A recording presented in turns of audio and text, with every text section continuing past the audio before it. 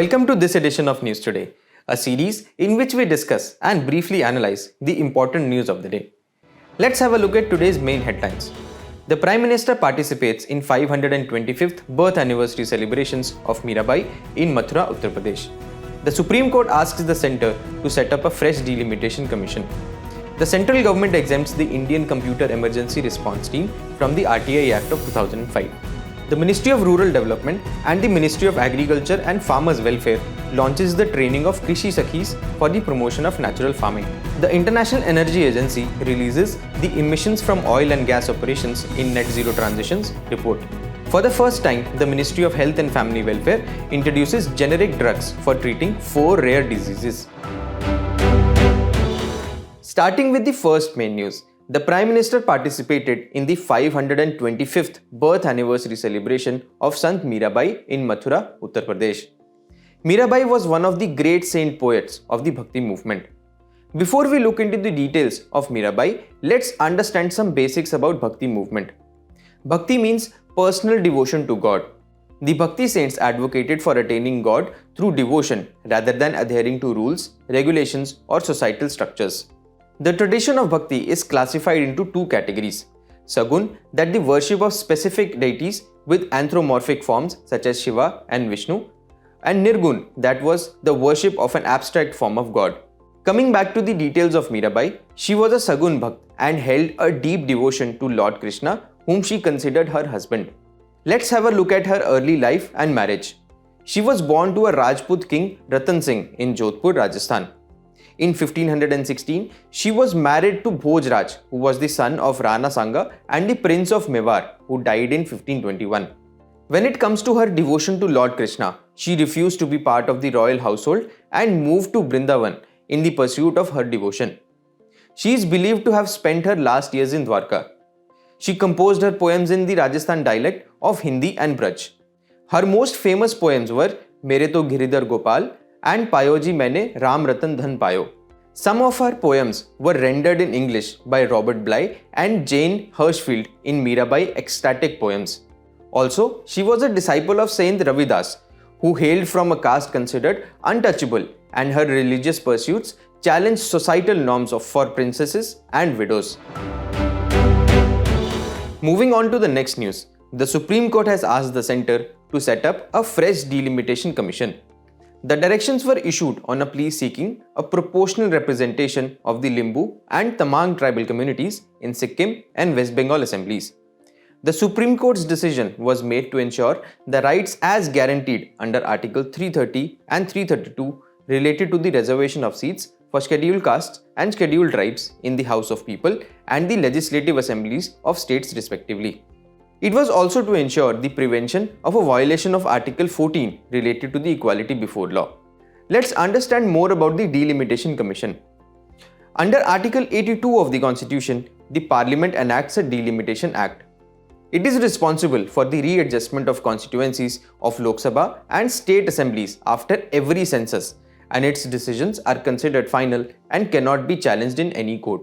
Also, the copies of its orders are laid before the House of People and the State Legislative Assembly concerned, but no modifications are permissible therein by them. The composition of the Delimitation Commission is a Supreme Court judge, which can be current or retired, as the chairman, along with the Chief Election Commissioner of India or an election commissioner nominated by him or her, and the respective state election commissioners.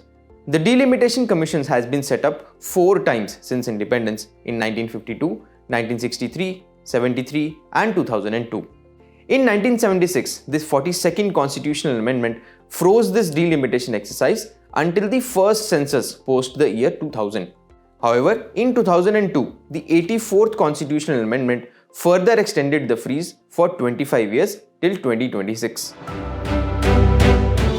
In our next news, the central government exempted the Indian Computer Emergency Response Team or CERT-In from the Right to Information Act of 2005. Before moving on to the news, let's take a closer look at CERT-In. CERT-In is the national nodal agency for responding to computer security incidents as and when they occur. It has been operational since 2004 and lies under the Ministry of Electronics and Information Technology. The Information Technology Act of 2000 has designated CERT-In to perform a number of functions in the area of cybersecurity. These functions include collection, analysis, and dissemination of information on cyber incidents and emergency measures for handling cybersecurity incidents. Coming back to the news, the Department of Personnel and Training issued a notification under Section 24(2) of the RTI Act of 2005, adding CERT-In the second schedule of the Act. The RTI Act provides the right to citizens to secure access to information under the control of public authorities to promote transparency and accountability. Section 24 of the RTI Act says that this law is not applicable to the intelligence and security organizations specified in the second schedule. However, the information pertaining to the allegation of corruption and human rights violations shall not be excluded. The second schedule includes intelligence and security agencies under its ambit like Raw and Intelligence Bureau, and after adding CERT-In, the schedule now has 27 agencies. Now let's take a look at other exemptions under the RTI Act. Certain categories of information have been exempted from disclosure under sections 8, 9, 10 and 11, like information affecting the sovereignty and integrity of India, records of deliberations of the Council of Ministers, and information forbidden by court of law. Section 8(2) states that information exempted under subsection 1 and the Official Secrets Act of 1923 can be disclosed if the public interest in disclosure outweighs the harm to the protected interest. Moving on, the Ministry of Rural Development and the Ministry of Agriculture and Farmers Welfare launched the training of Krishi Sakhis for the promotion of natural farming. The initiative is aimed to train and certify 50,000 Krishi Sakhis in a phased manner by the National Centre for Organic and Natural Farming, which is the subordinate office of the Ministry of Agriculture and Farmers Welfare. Krishi Sakhis here are practicing farmers and trained para-extension professionals in agriculture at the grassroots level.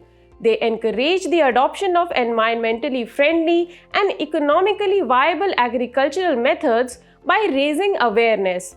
These Krishi Sakhis will be trained under the Deen Dayal Antyodaya Yojana National Rural Livelihoods Mission. The mission is a poverty alleviation program of the Ministry of Rural Development that enables poor households in rural areas to access gainful self-employment and skilled wage employment opportunities. Since the main goal of this step is promotion of natural farming, let's take a closer look at this farming approach. Natural farming is a chemical-free farming system with an understanding of ecology, resource recycling, and on-farm resource optimization. It aims at restoring soil health, maintaining diversity, ensuring animal welfare, stressing on efficient use of natural and local resources, and promoting ecological fairness. Its main components are Bijamrit for treatment of seeds, Jivamrit for enhancing fertility of the soil, Vapasa for activating earthworms, mulching, and plant protection. India has been actively promoting natural farming under different initiatives like the National Mission on Natural Farming and the National Mission on Sustainable Agriculture. However, there are several challenges associated with the farming practice. For example, crops under natural farming systems are susceptible to pest attacks. Natural farming is also time-consuming and labor-intensive. In another news, the International Energy Agency has released emissions from oil and gas operations in Net Zero Transitions report. The International Energy Agency was founded in 1974 to ensure the security of oil supplies. It has 31 members, but India is not a member. Coming to the key highlights of the report highlights that around 15% of the global energy-related emissions stem from the production, transport, and processing of oil and gas. Additionally, the use of oil and gas contributes to another 40% of the emissions. The report goes further and says that around $600 billion would be required to halve the emissions intensity of oil and gas operations globally by the year 2030. Having said this, let's have a look at the key recommendations to reduce emissions from oil and gas sector. Firstly, minimizing methane emissions, as methane is responsible for around 30% of rise in global temperatures since the Industrial Revolution. Also, there is a need for eliminating all non-emergency flaring. This happens when oil field operators choose to burn the associated gas that comes with oil production. Operators may invest in equipments and pipelines to capture this associated gas. Plus, there is a need to electrify upstream operations, which has the potential to cut in half the CO2 emissions from upstream energy use in 2030. Additionally, the deployment of carbon capture utilization and storage technique that involves capture of CO2 from large point sources like power generation can be used in various applications or injected into deep geological formations. Also, the use of low emission electrolysis hydrogen to split water into hydrogen and oxygen is also recommended. Moving on, for the first time, the Ministry of Health and Family Welfare has introduced generic drugs for treating 4 rare diseases. First, let's understand what exactly are rare diseases. WHO defines rare disease as often debilitating lifelong disease or disorder with the prevalence of 1 or less per 1,000 population. Nearly 80% of these diseases are genetic in nature. Rare diseases collectively afflict 6 to 8% of the population in any country at any given time. As per some estimates, India could have 8.4 crore to 10 crore of such cases. Given the nature of rare diseases, there are some challenges associated with their treatment, like late diagnosis due to lack of awareness, unavailability, and prohibitive cost of treatment. Coming back to the news, the price of these unbranded generic versions of medicine for the 4 rare diseases will be 100 times lower than the current market value of the branded drugs. Now let's take a brief look at the 4 rare diseases covered here. The first is tyrosinemia type 1. It is an autosomal recessive genetic metabolic disorder characterized by the lack of fumarate acetoacetate hydrolase enzyme needed for the final breakdown of the amino acid tyrosine. The second is Gaucher disease, which is an inherited metabolic disorder characterized by the lack of glucocerebrosidase enzyme needed for breaking down lipids. The third is Wilson's disease. It is an autosomal recessive disorder caused by abnormal copper accumulation in the body, particularly involving the brain, liver, and cornea. The fourth disease is Dravet or Lennox-Gastaut syndrome seizures, which is a genetic epilepsy. Notably, India has taken a number of initiatives for rare diseases. The National Policy for Rare Diseases of 2021 mentions financial support of up to Rs 50 lakhs to rare disease patients for treatment in any of the Center of Excellence. Rare diseases drugs in India have been exempted from basic customs duty when imported by Centers of Excellence or a person or institution for personal use. Also, production-linked incentive scheme for pharmaceuticals covers drugs of rare diseases, also known as orphan drugs.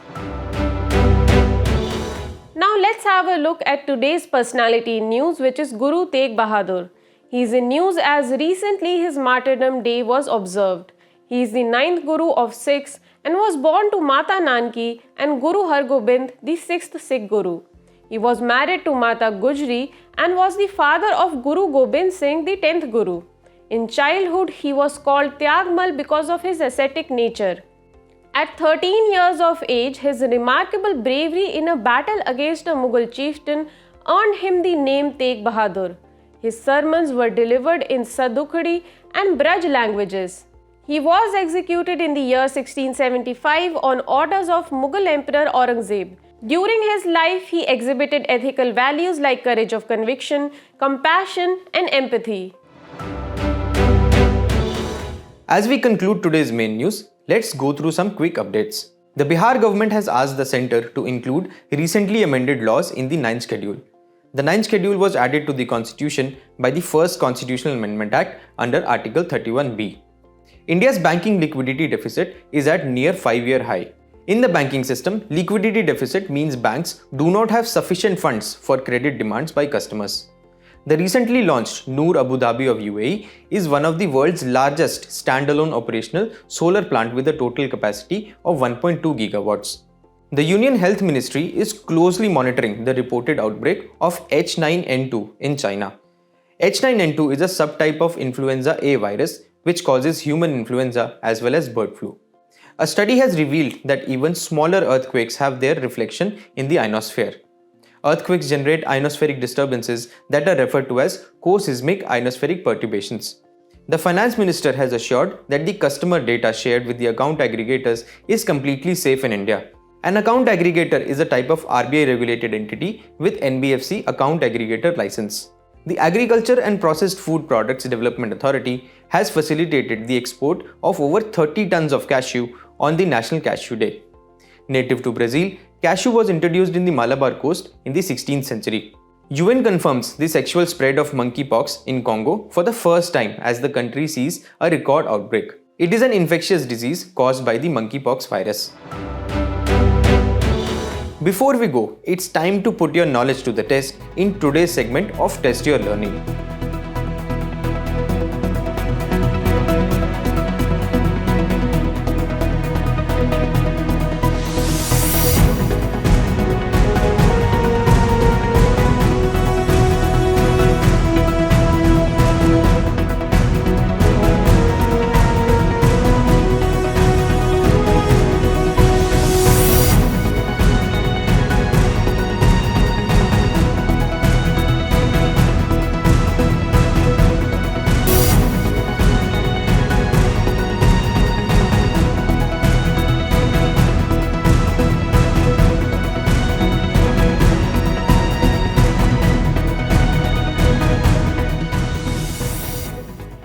Thank you for joining us. We hope you have enjoyed this edition of News Today. To get the answer to today's quiz and to download the PDF of News Today, make sure to check out the links in the description below.